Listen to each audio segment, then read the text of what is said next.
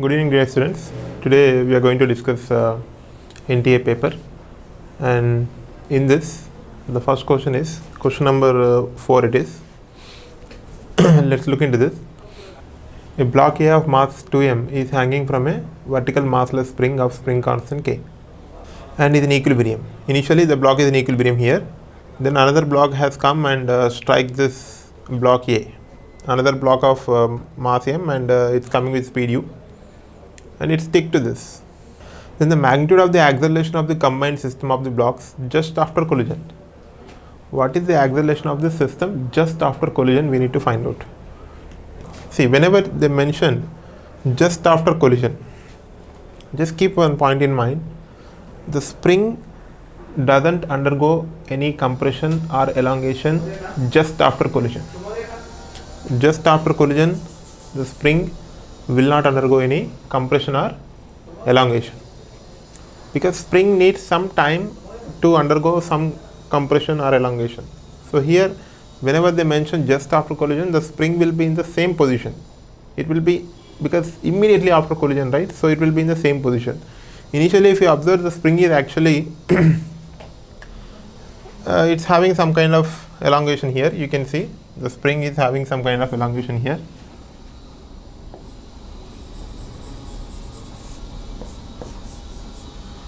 What is the elongation in the spring, or how much is the force acting in the spring here? Here we know that 2 mg is acting downwards. Here, then what is the spring force? Initially the spring force is also 2 mg, because the block is under equilibrium. The block is under equilibrium initially. Now what happens when this block goes and hits? There is a impact force between 2m and m. M will apply force on 2m and 2m will apply force on m. That's not a thing here, because we are looking at the system of 2m plus m. When we consider both of them together, when this goes and hits with some speed u, if you observe here, after collision, as I mentioned, whenever they mention just after collision, the spring will be in the same position or not? It will be in the same position just after collision. After some time it will go, but just after collision, immediately after collision, it will be in the same position. It means, what is the spring force? Spring force will be same as 2 mg, because spring force will change only when there is a change in compression or elongation, only when there is a change in x. But does the x is changing here? No, because it is just after collision. So spring force remains same? Yes, spring force remains same. 2m and m system. What is the force in the upward direction? That is the spring force. How much is the spring force? 2 mg itself. It's not going to change. But what is the downward force? Downward force is 3 mg. Then what is the net force? Net force is how much? Mg. Net force divided by mass. What is the mass of the system? 3m. Then what is the acceleration? G by 3. This is how you need to solve it. Many people will make a mistake in this question, but it is a simple question. Try to put little bit understanding here. Acceleration is net force by mass. What is the net force? 3 mg is acting downwards, and upwards spring force is acting. But what about the spring force? It is 2 mg itself. Don't get confused. It is 2 mg itself. It's not going to change, because just after collision we are looking here. Later the acceleration varies and force will vary, everything varies. We don't know about all those things. Right now we just need to concentrate just after collision. Spring force will remain same. That's why upward force is 2 mg, but downward force is 3 mg. Then the acceleration is g by 3. Net force 3 mg minus 2 mg by 3m. That's g by 3. Clear everybody, right? So that is g by 3, right? Now let's look into the next question. A block A starts sliding on a smooth track from a height h as shown in the figure. The track smoothly joins into a conveyor belt which is like this. You can understand the situation here. This block goes and joins on a belt, means after sliding here it will go move on this belt here.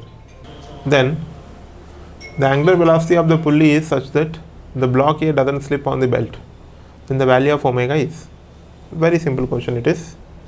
You can see here, block is coming from here to here. Then what is the speed? Once it reaches here, root 2gh, everybody knows that. I don't need to explain that, right? It's coming from height h. Do the conservation of energy. When it comes here, the speed will be root 2gh. Here the speed is root 2gh. And there is no slipping here. There is no slipping means once it reaches on the belt, the block once it reaches here, there is no slipping. It means the speed of this particle and this particle should be same. What is speed of this particle? This is a belt which is having radius r and it's rotating with omega. So what is the speed here? R omega. But what is the speed of the block when it reaches here? Root 2gh. Both should be equal or not? Why? Because there is no slipping. If one is moving with more speed, other one is moving with less speed, something, then there will be a slipping, forward or backward. But when they have both have same speeds, then there is no slipping. Here they mention there is no slipping. So just equate the speeds. Root 2gh should be equals to r omega. Then what is the value of omega? Root 2gh by r. This is question number 5. Okay.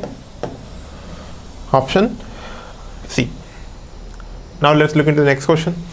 In a marriage hall, there are 15 bulbs of 45 watt, 15 bulbs of 100 watt, and 15 small fans of 10 watt, and 2 heaters of 1 kilowatt. If the voltage of the electric main is 220 volt, then the minimum fuse capacity of the building should be.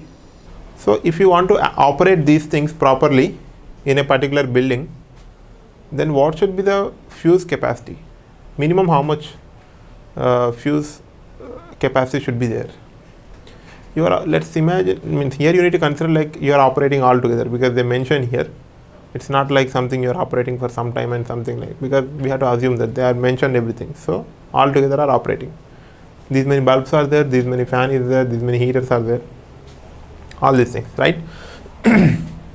Now, so when these things are there, so just see here, 15 bulbs of 45 watt. So how much total power they require? They require how much? 15 into 45. Then 15 bulbs of 100 watt. So they require this much. Then the 15 small fans of 10 watt. 15 small fans of 10 watt. Then 2 heaters of 1 kilowatt. 1 kilowatt means 1000 watt.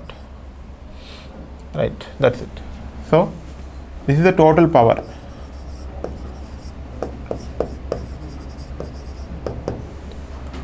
Then what should be the fuse capacity?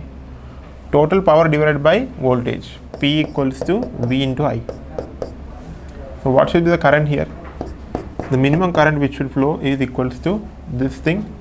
This is 15 into 100 plus 10 plus 45. That is 155. Right?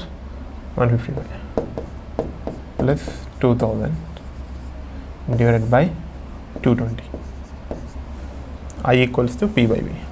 So this, if you calculate, you will get approximately 19.6 or 19.7 something, 19.8 something like this you will get. So that will be 20 ampere.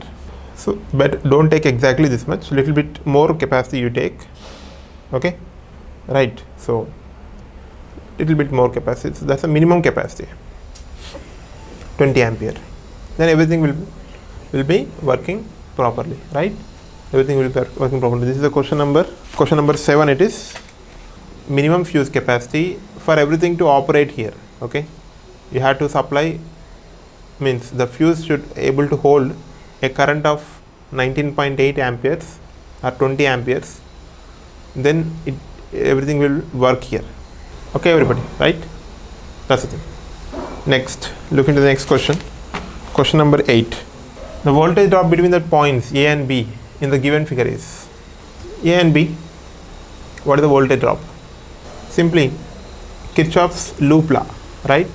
Start moving from a point and then reach to point B. Then you will be able to get the potential difference between A and B. Okay, everybody, you will be able to get the potential difference between A and B. Just start from point A. I am starting from point A. Look here. VA is the potential at point A. Current is flowing in this direction, right? Current is flowing from here to here. It means this point is high potential, this point is low potential. Final minus initial. Listen to my words carefully. Final minus initial. This is having low potential, this is having high potential. So what is the potential difference? Negative? Yes or no? Minus, what do you write here? 6 into 2. This much is the potential drop. But when it comes to battery, don't look at the direction of currents and all. When it comes to battery, okay? When it comes to battery, just look at what is the positive terminal, what is the negative terminal. Whatever may be the direction of current, the battery positive terminal will be having high potential, negative terminal will be having low potential. So don't think about current direction in the case of battery. Just current direction you have to consider only for the case of resistor. But for batteries, just check the positive and negative terminals, that's it. So look here, you are moving from here to here. You started from point A and moving to point B, that's the thing. Now from here to here, this is having low potential, this is having high potential. Final minus initial, what do you get? Minus, because low minus high. Minus, how much is the potential drop? 12 volt. Next, move from here to here, right? Here to here. What will happen? Current is moving from high potential to low potential, high potential to low potential. Final minus initial, again negative. Minus 9 into current etra 2, right? Next, from here to here, in case of battery, do you need to consider the current direction or positive negative terminals? Positive negative terminals. Look at this, high potential, low potential, right? Final minus initial, what do you get? Minus 4 or plus 4? Plus 4, because this is high potential, this is low potential. Final minus initial, high minus low, plus. Okay, next, from here to here, here to here. Current is moving from where to where? High to low, high, low, high, low. In case of resistor, look at the direction of current. Don't think about battery again here, battery over. Don't think that this is a positive plate, so this is high. Not in that sense. Current direction. Current is moving like this, high to low. Final minus initial, negative. 5 into 2. Where you reached finally? You reached to point B. So that's the potential at point B. Understand? Right? Now, add these things. VA minus 12, 12, 24, 18 plus 4 minus 10 equals to VB. So what do you get here? Right? How much is this? 24, 14. Okay. Right? 38 and then okay, so that will be your 32 volt you will be getting, I think 48 volt. 24, 10, 34, 34, then 30 minus 18, so that will be 48. That's it. Just move from here to here. In case of resistor, check, look at the direction of current. In case of battery, look at positive negative terminals. That's it. Right? Let's look into the next question. So, a point charge of mass m and charge q is released from rest. If there are no other forces acting on the particle, then which of the following graphs correctly show the dependence of the particle speed on the distance travelled by it? So, which graph is showing the dependence of the particle speed on the distance traveled? So, whenever the graphs are there, okay, you should have little bit idea about graphs, which is parabola or what is the thing here. The idea you should have it here. You can see these are parabolic curves. This is y square equals to 4ax. This is x square equals to 4ay. Do you know that? Okay. These are parabolic curves. Okay, let's see how to find out here. Mass m and charge q. It's kept in electric field. Release from rest. Okay, you have electric field here. Then what is the force acting on it? F equals to QE. Then what will be its acceleration? QE by m. Speed of the particle and distance travel. You can get one relation directly here. Acceleration can be written as v dv by dx. Acceleration is v dv by dx. Very important expression. Many times it will help you. So try to remember v dv by dx. Then v dv equals to QE by m into dx. Then what do you get? V dv is what? V square by 2. If you integrate on both sides. What is the integration of v dv? V square by 2. And what is the integration of dx? X. So what you got here? You got something like this. V square equals to 2 QE by m into x. This 2 QE by m, you take it as some constant here. Okay. Right? Some constant. So v square equals to cx. V square equals to cx. So this is a curve which is in the form of y square equals to 4ax. 4a is some constant. What is that graph? That graph is y square equals to 4ax will be this one here. This is a parabola, right? Understand? So here only we need that half portion because we don't consider the negative speeds here, right? So your graph will be like this. This is your y square equals to 4ax. Understand? Right? So that's the option, this option. So basically little bit idea of graphs you should have. What is y equals to x graph? What is y equals to 1 by x graph? Or what is y square equals to 4ax? Or what is sin x graph? Little bit idea you should have. This is a thing. If you don't know this expression, still you can able to solve it by applying work energy theorem, force into displacement f dot x, or integral f dx, work done equals to change in kinetic energy. Then also you will get the same formula, like see here, half mv square, half mv square, that is equals to QE into x. Same thing you will be getting. Half mv square is what? Change in kinetic energy. QE into x is what? QE is the force, x is the displacement. So f into x is work done. In that way also you can find it. Clear everyone? Right? This is x square equals to 4ay. Okay. This is y square equals to 4ax. So this is the graph. You can see the speed is increasing exponentially like this. It's keep on increases here.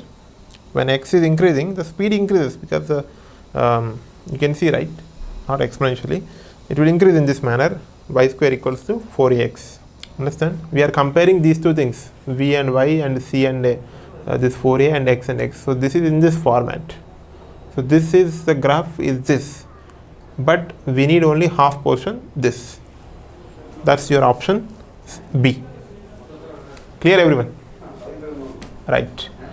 Let's look into the next question. Yeah, it's a good question. See here. Specific heats are given, Cp and Cv of a diatomic gas, 29 and 22. Similarly, another diatomic gas, it also has these Cp and Cv values here. Then which among the following is correct? Few basic formulas and little bit of knowledge about degree of freedom will help you in solving this. Right? Look here. What are the basic formulas? What I say is, the formula, sir, always remember F equals to Cv equals to Fr by 2. This is the formula. Cv. I hope you know it, right? And also another formula, Cp minus Cv equals to R. So what is Cp Cv values in the first case? Case 1. Cp Cv are what? 29 and 22. So 29 minus 22 equals to R. So what is R here? 7.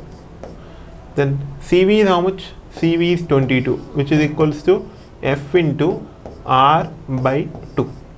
Then what is your F here? 22 into 2, 44. 44 by 7, approximately 742. So that will be, right? Yeah, 6.3 approximately. That's 6, right? 6 degrees of freedom. It won't be 0.3 and all. It should be 6 degrees of freedom. Similarly, case 2. What do you get? Same formulas apply. CP minus CV, 30 minus 21. So R equals to 7. I'm writing directly. Similarly, CV, FR by 2, right? F into R is 7.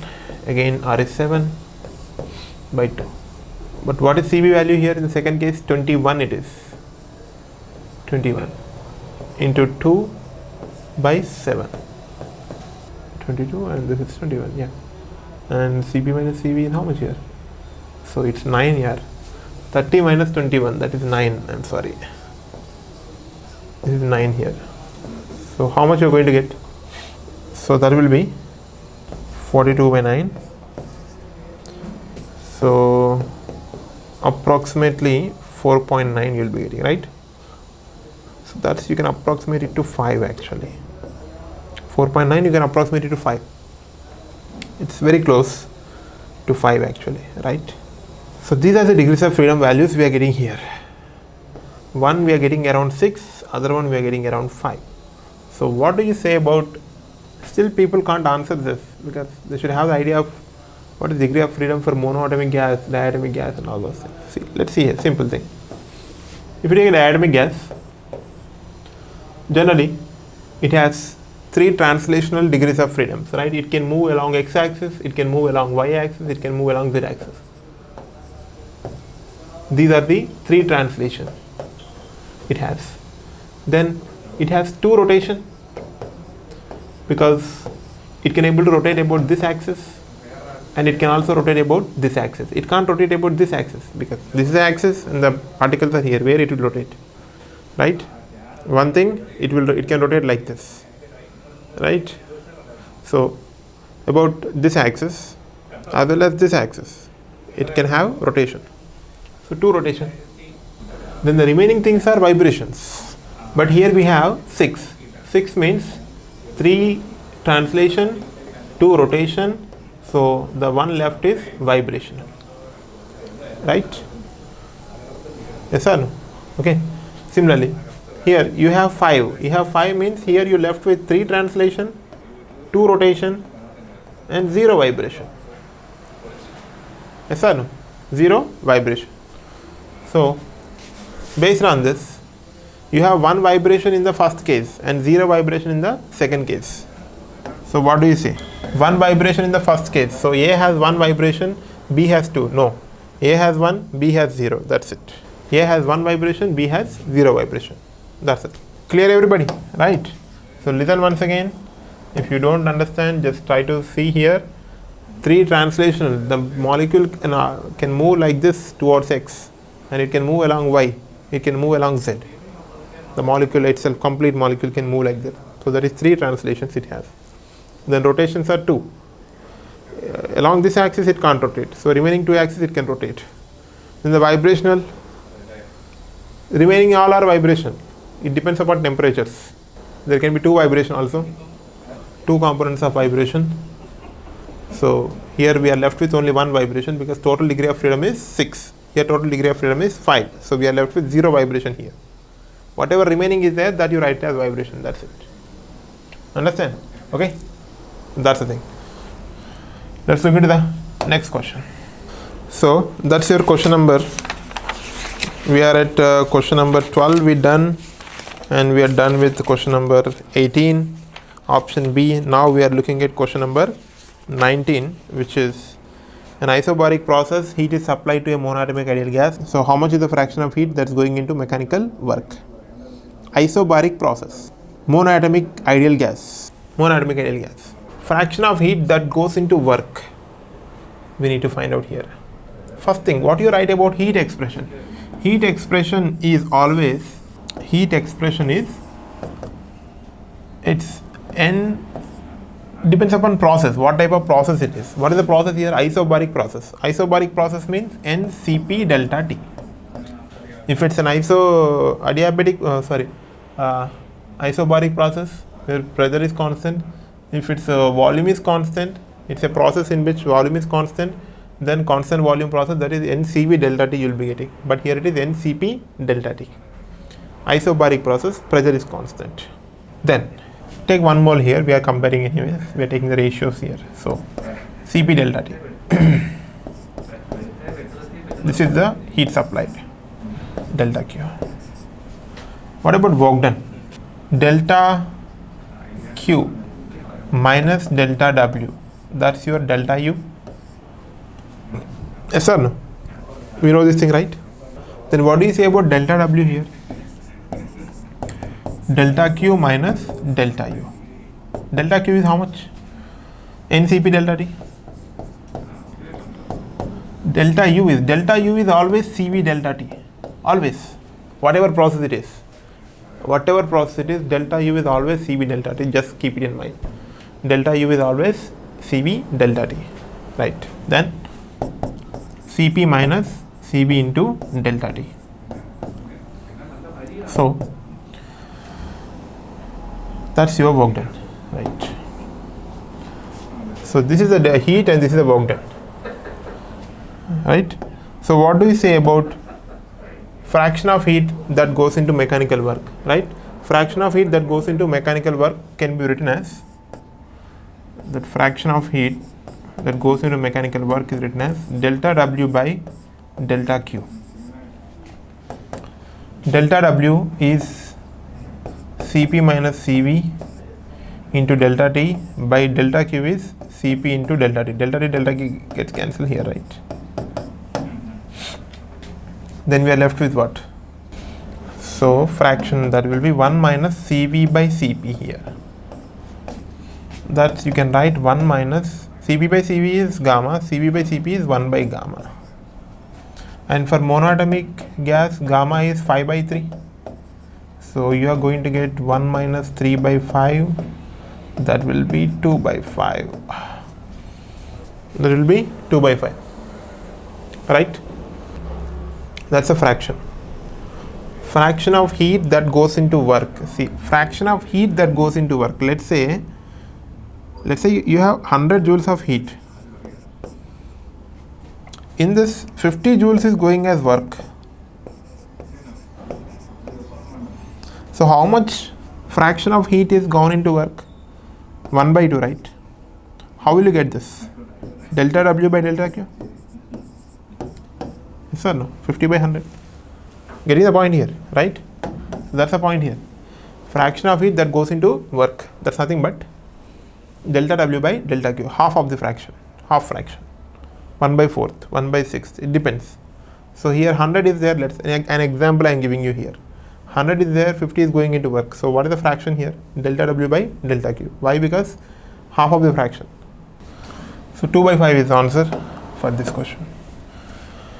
Let's move to the next question. Consider the situation shown in figure.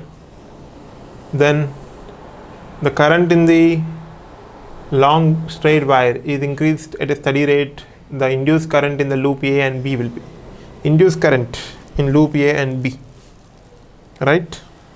Induced current, right? What is that induced current concept here? Whenever you are trying to change flux, then the induced EMF will be produced in such a manner, it will oppose that effect, whatever effect you are producing here. So what is the effect here?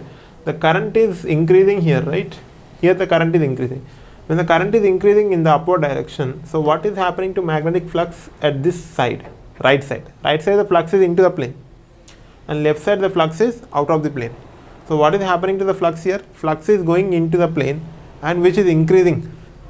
So when flux is going into the plane,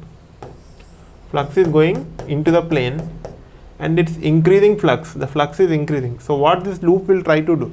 The loop will try to oppose the effect. So it will decrease the flux in the inward direction. Its flux is increasing in the inward direction. So loop will try to oppose the effect. so it will decrease the flux into the plane. So when it's trying to decrease the flux, it means it has to produce current in the anti-clockwise manner, right? If it produces current in this manner, then what will happen? This flux will be controlled. Yes or no? So the flux will be controlled by producing the current in the anti-clockwise manner. So obviously you will get clockwise here. You can check that in A, the flux is actually out of the plane, right? Yes or no? Outwards. Ampere's law, outwards. When it is outwards, outward flux is increasing. So you have to decrease the flux in the outward direction. If you have to decrease the flux in the outward direction, then produce the current in the clockwise manner so that you can decrease it. Produce the current in the clockwise manner so that you can decrease this. So clockwise in A and anti-clockwise in B. That's it. Let's look at the next question. Okay, question number 29. Okay, let's look at question number 29. K1 is the maximum kinetic energy of photoelectrons emitted when the metal surface is illuminated by light of wavelength lambda 1. Initially, K2 is the maximum kinetic energy for a metal surface illuminated with lambda 2. Then what is the relation between K1 and K2? What is maximum kinetic energy formula here? Maximum kinetic energy formula is E minus phi, right? Yes or no? E minus phi is the maximum kinetic energy formula, we know it. So here E is, you know, because it's lambda 1 here, so E will be what in the first case? Hc by lambda 1 and work function phi. Keep it like that. Kinetic energy is how much? K1, right? Now in the second case you have with lambda 2, so that is kinetic energy K2 Hc by lambda 2 minus phi. Work function is phi itself, right? Then what is lambda 2 here? Lambda 2 is lambda 1 by 2. So if you convert this, you will be getting 2 Hc by lambda 1 minus phi. Yes or no? If you substitute that lambda 2 here, then we need to get the relation between K1 and K2. So how can you get relation between K1 and K2? Try to eliminate these things here. This is the equation 1, if you observe, and this is the equation 2 here, let's say. In equation 1, if you multiply with 2, this 1 you multiply with 2. So what you are going to get? 2K1 equals to 2Hc by lambda 1 minus 2 phi. Let's say this is equation 3. Now look at 3 and 2. 2Hc by lambda 1, 2Hc by lambda 1. They can get cancelled out. Yes or no? 3 minus 2.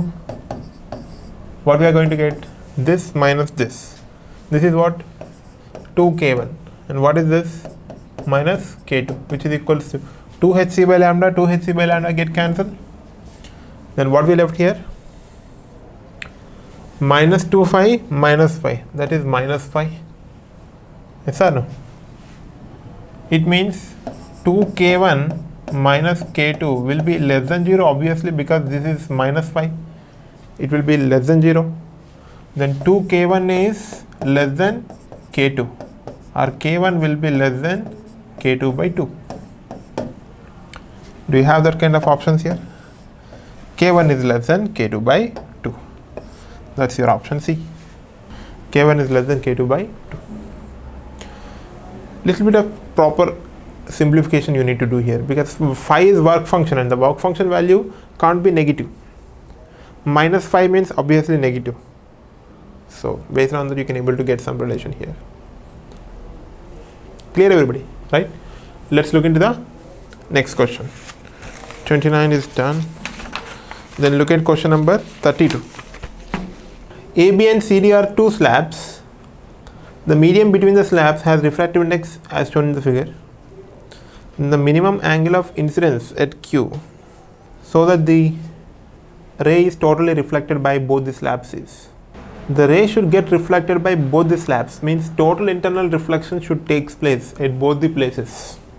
So total internal reflection should take place at this point as well as this point, because the ray has to get reflected in both the places here. Light ray is traveling from denser to rarer. This is 2 here and this is root 2. Root 2 means 1.4. Root 3 is also 1.7. So denser to rarer.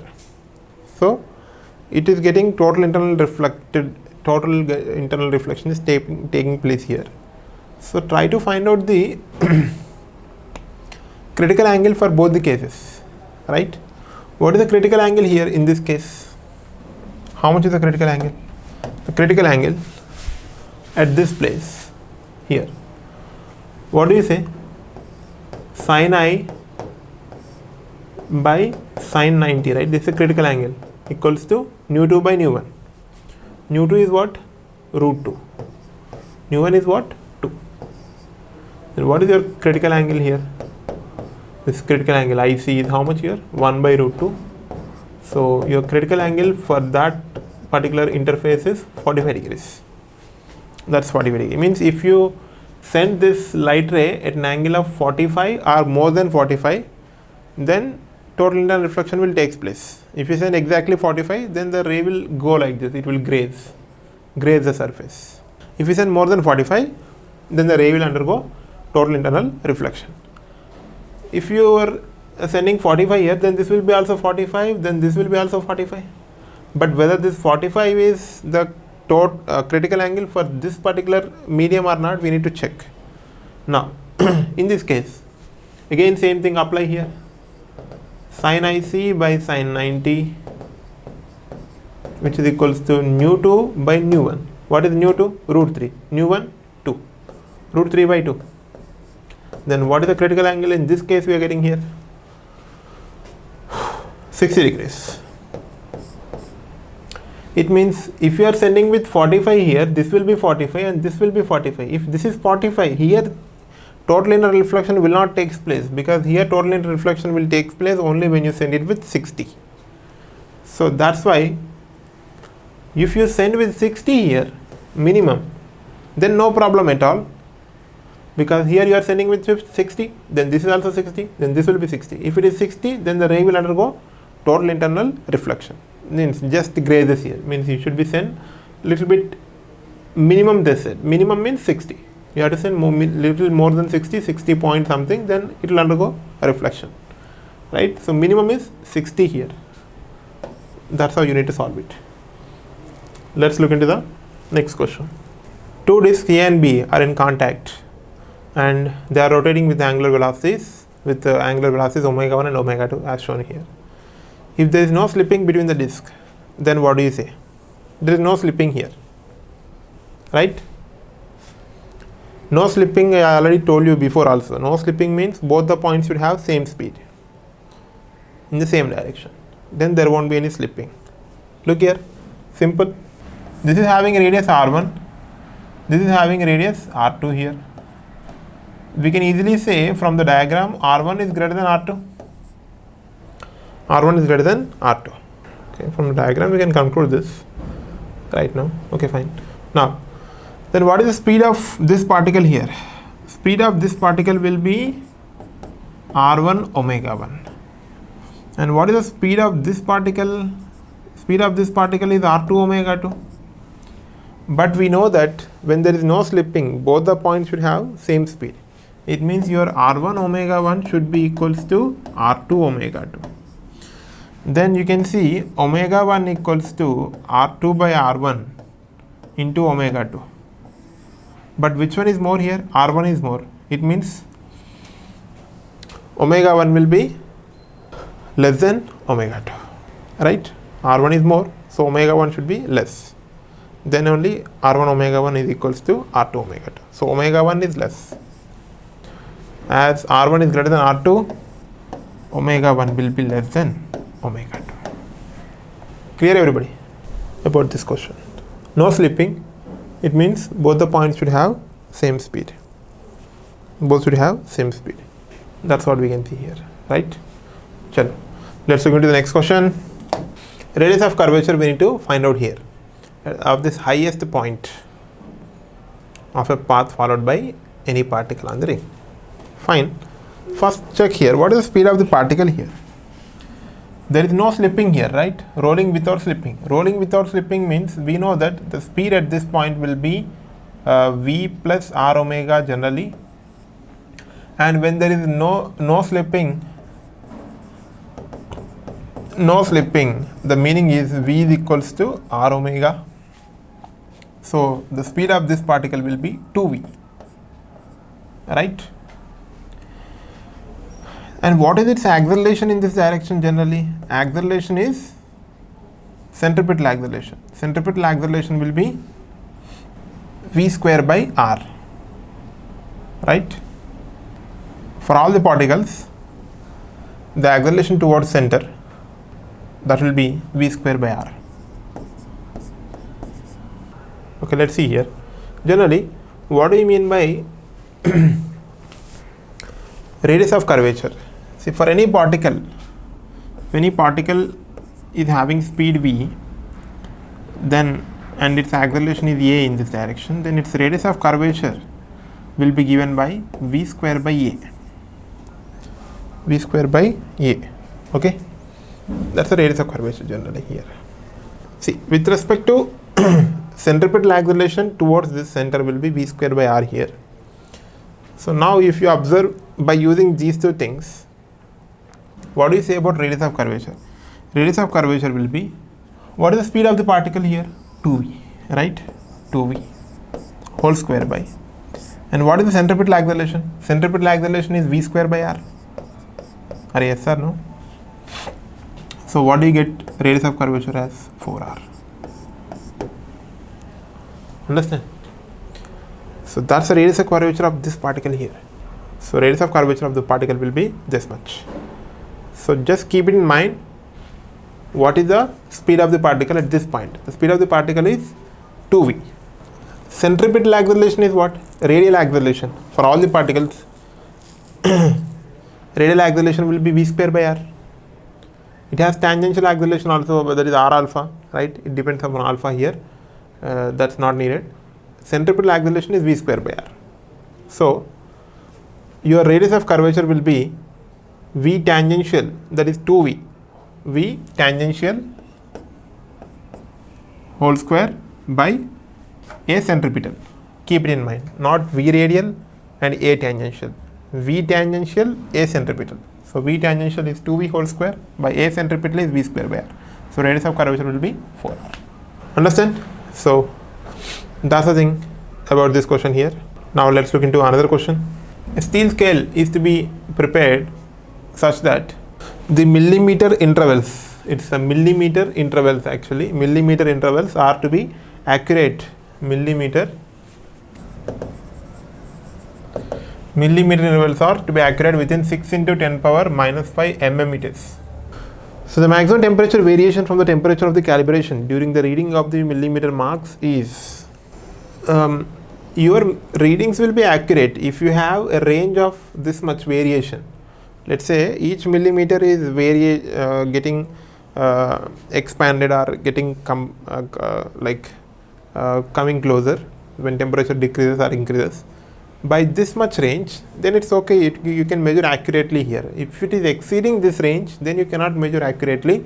It should be in this range. Your millimeter, each millimeter should either increase by 6 into 10 power minus 5 or can decrease by 6 into 10 power minus 5, but should not go beyond that.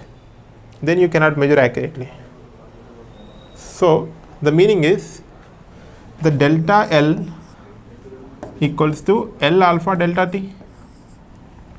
L alpha delta theta. The change in 1 millimeter reading should be how much? The change in 1 millimeter reading should be this much. Each millimeter can change by this much. This is 1 millimeter into alpha. Alpha is 12 in 10 power minus 6 into delta theta. So it's 1 by 2 into 10, that's delta theta. So delta theta will be how much here?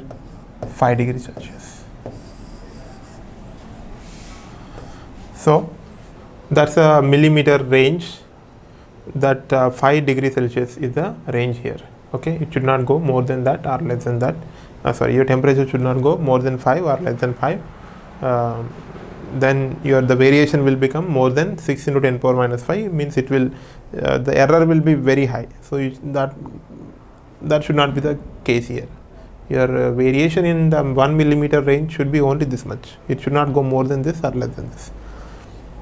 A 1 millimeter value should not be increased by 16 to 10 power minus 5 millimeter or decreased by 16 to 10 power minus 5 meter. Then you cannot measure accurately. So this is the range of your 1 millimeter. So delta L, the variation in 1 millimeter should be this much only. That's the delta L equals L alpha delta theta. That's the thing. Let's look into the next question. 12 sine 484 pi t minus 7 pi x, and another value is given here. They represent the equation of two sound waves, and x and t are in meter and second here. Then the beat frequency produced by these two waves is beat frequency. Two waves, they are interfering with each other. We know very well, it's a very simple thing. What is the frequency of this one here?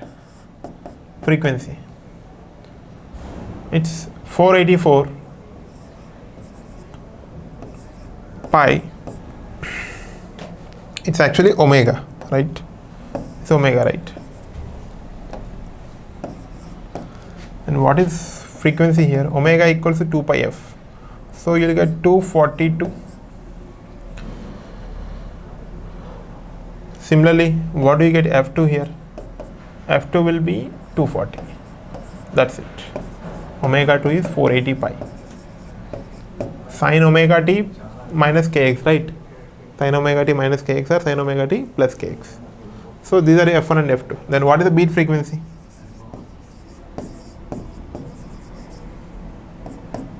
f1 minus f2, that's 2 beats per second. Clear, everyone? Okay, so that is the 2 beats per second is the beat frequency produced by these two waves. They will give a very high sound and low sound in the range of 2 beats per second. In 1 second you will be hearing 2 beats. Now let's look into the next question here. Question number 40. What is given here is the internal and external diameters of a hollow cylinder are measured with the help of a vernier calipers. Then their values are 4.23 plus or minus 0.01 and 3.87 plus or minus 0.01. Then the thickness of the wall of the cylinder is. So that's the question here. One is 4.23 plus or minus 0.01. One inner radius, sorry, outer radius, outer diameter, and the inner diameter is 3.87 plus or minus 0.01. Then the thickness of the cylinder.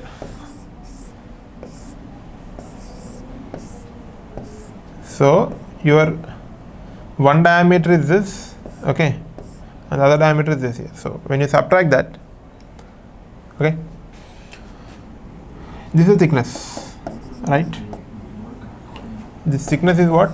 D1 minus D2. So thickness you want to get here. So this is the actual values here. These are the errors. Okay, just keep it aside. First you see the values here. What are the values? 4.23, 3.87. Then what is the thickness here? 4.23, 3.87. Right? That will be 0.36 you will be getting here. Then errors. While you are subtracting these two quantities, errors, do you need to add or subtract? Errors should be added always, should not subtract them. Okay, don't say that this is 0.01 error, this is 0.01 error, then you subtract both of them, then error is gone. Not like that. Okay, error will be added up. So what is the error? Error will be 0.02. Then your answer must be 0.36 plus or minus 0.02. So this should be the answer here, but here it is given wrong.